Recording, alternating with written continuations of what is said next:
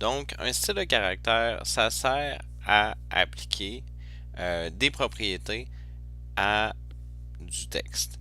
Euh, donc, l'utilité de faire ça, c'est justement pour sauver du temps. Vous allez voir, là, ça va paraître un peu banal parce que j'ai un article de journal qui est d'environ une page, mais dans des cas de documents très très longs, ça sauve beaucoup de temps. Parce que dans le fond, le style, ce qu'il fait, c'est que par exemple, si j'ai plusieurs niveaux de titres et que ces niveaux de titres-là sont à plusieurs endroits dans un même document, ce que je peux faire, c'est d'aller les appliquer mettons, à chaque endroit où il est censé être appliqué. Et si, advenant le cas que dans le processus, on se rende compte qu'on doit changer la typographie, la grosseur, ou peu importe. Ce que j'ai à faire, c'est que je vais aller le changer à un endroit plutôt que d'aller le changer manuellement dans tout mon document. Euh, c'est le même principe que pour les gabarits. Je vous incite fortement à aller consulter la section sur la création de gabarits dans le Moodle du cours. Vous allez voir pourquoi, puis surtout dans quel cas c'est utile de créer des gabarits ou des styles dans ce cas-ci. Surtout selon le nombre de pages. Tu sais, dans un document de moins de 2 pages, c'est vrai que c'est pas nécessairement très très utile de créer des styles, mais dès qu'on dépasse environ 5 pages, là, vous allez voir, on sauve beaucoup beaucoup de temps à créer des styles de caractères, des styles de paragraphes, des gabarits et ces choses-là. Parce que dans le fond, tout ça, ça permet de structurer ce qu'il va y avoir à l'intérieur du document.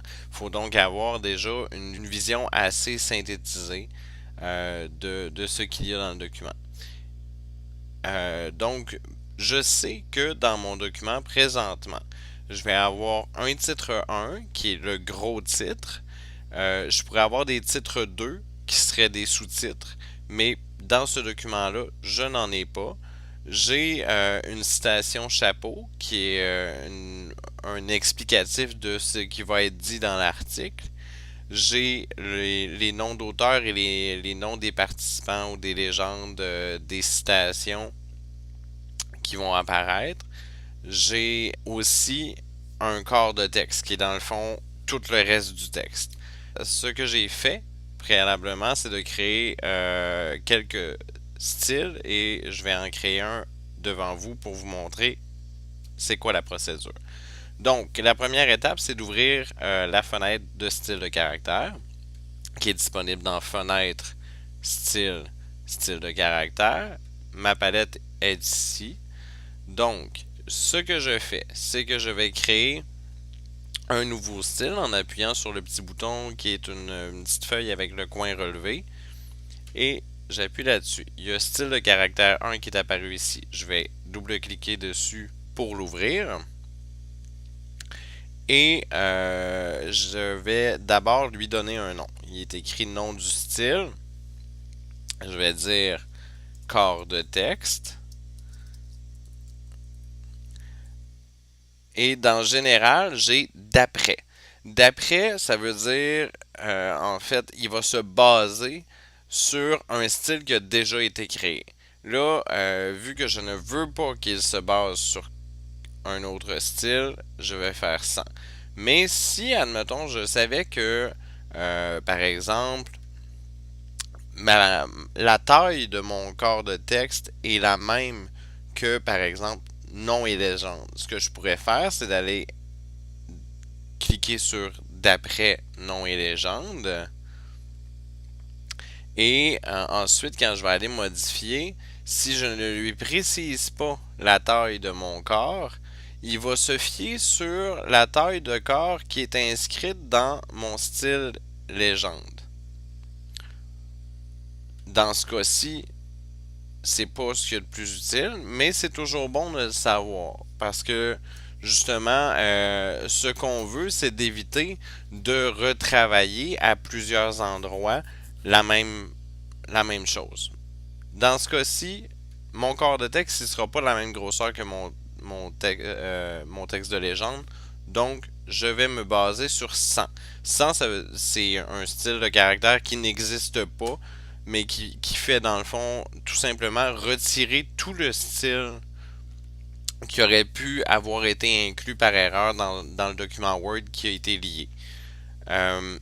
Donc, on va aller dans l'onglet format de caractère de base qui est ici à gauche et on va aller lui indiquer la police qu'on va utiliser. Donc, vu que c'est du texte long, on va utiliser quelque chose qui a un empattement. Fait qu'on va dire par exemple Dido et on va mettre Dido régulier. Ensuite, on va aller lui préciser que le texte va avoir un format de 11 points. Je vais lui préciser une interligne, mais l'interligne, le problème, c'est que si on crée aussi des styles de paragraphes, ce que je vous recommande fortement, ça peut venir interagir avec ce qu'il y a dans mon style de paragraphe. Donc, ça va être à vous et à votre bon jugement de décider si vous mettez une interligne ou pas, mais dans ce cas-ci, je vais en mettre une. Donc, on prévoit toujours environ 2 points de plus que la force de caractère. Donc, si ma taille de ma force de caractère c'est 11 points, je vais prévoir environ 13 points d'interligne pour qu'il y ait environ 2 points d'espace entre mes lignes. Si je voulais, par exemple, mettre mon texte tout en capital, je pourrais aller dans Casse, qui est ici, et aller sélectionner, par exemple, petite capitale, tout en capital, etc., etc. On peut cocher, souligner. Vous allez voir, il y a plusieurs façons de faire des soulignements et ça a aussi des répercussions sur les styles de paragraphes, donc on y reviendra plus tard. Je ne vous recommande pas d'utiliser des soulignés pour tout de suite. Ligature sans retour automatique, on va voir ça un peu plus loin dans le cours. Donc, on n'en parlera pas pour tout de suite. Barré, c'est simplement que le logiciel va aller mettre une barre sur le texte comme s'il avait été barré. Bon, c'est pas très utile comme option, mais c'est là. Donc, c'est faisable. Ensuite, on a format de caractère avancé. On n'y touchera pas avant mise en page 2. Couleur de caractère, c'est dans le fond la couleur qu'on va appliquer à notre texte. Dans ce cas-ci, on va mettre noir, mais admettons que je voudrais mettre du gris. Je pourrais utiliser du noir et à lui mettre une teinte, par exemple 80%, ça va me faire un gris assez foncé.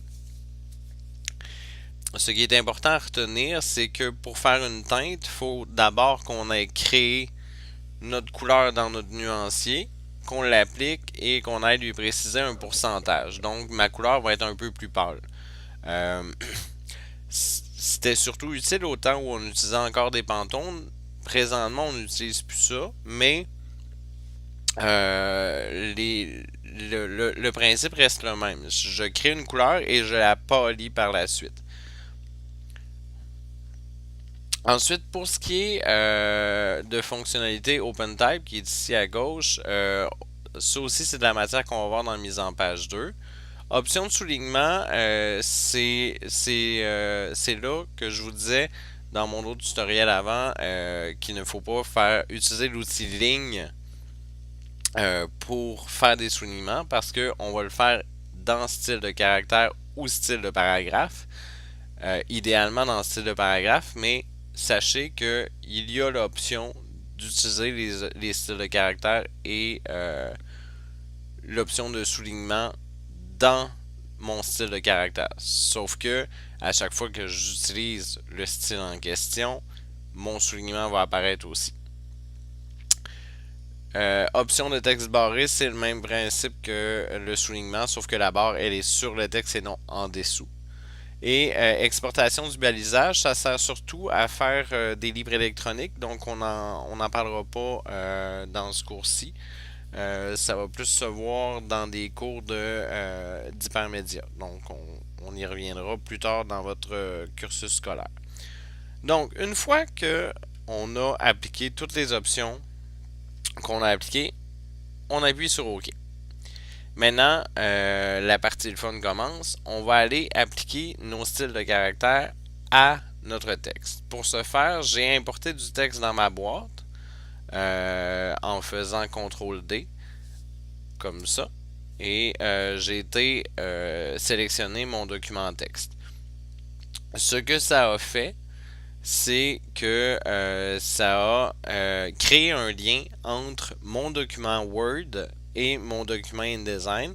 Comme ça, si je modifie mon texte dans mon document Word, ça va aller modifier mon texte directement dans mon document InDesign. Pour appliquer mon style de caractère, c'est très simple. Je sélectionne en cliquant glissant mon texte et je vais aller appliquer d'abord le plus général qui est corps de texte. Je sélectionne tout mon texte et je vais dans ma palette de style et je clique sur corps de texte.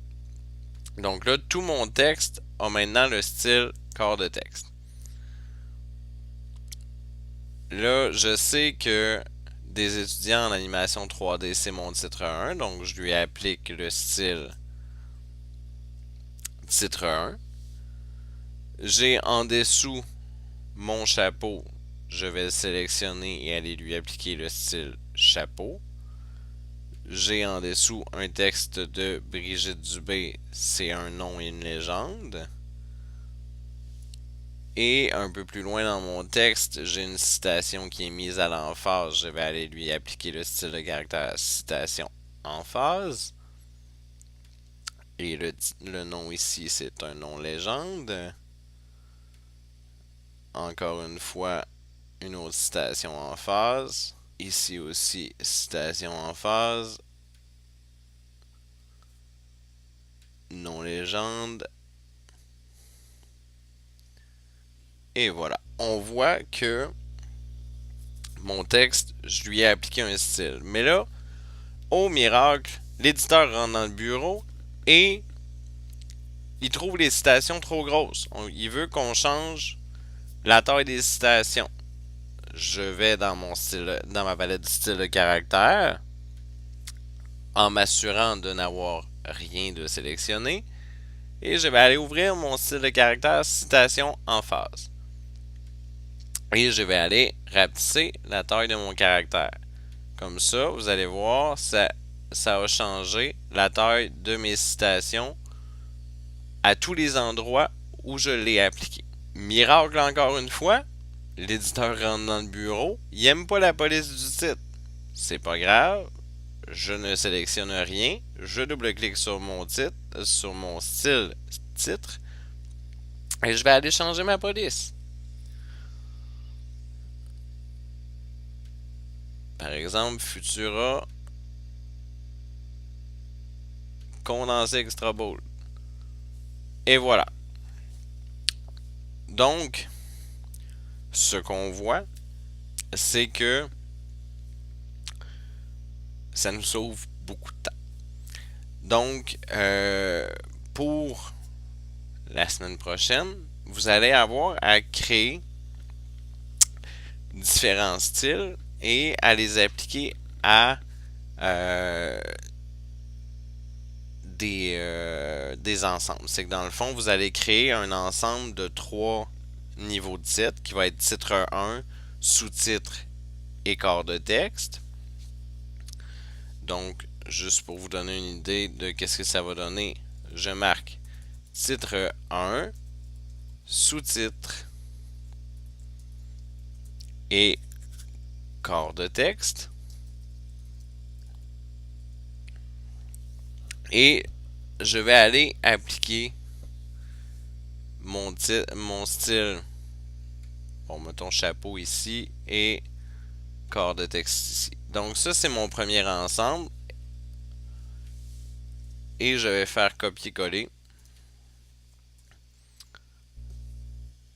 et créer un autre style de caractère et vous allez m'en faire 5 comme ça. Donc, ça va faire un total de 15 styles de caractère et je veux que vous les assembliez pour que ça donne quelque chose d'esthétique. Donc, je veux que entre eux, titre 1, sous-titre, corps de texte, il y ait une cohérence. Rappelez-vous, les titres idéalement sans empattement, le corps de texte idéalement avec des empattements. C'est une règle très facultative, mais qui aide beaucoup à la lisibilité. Donc, c'est tout pour ce tutoriel-là maintenant.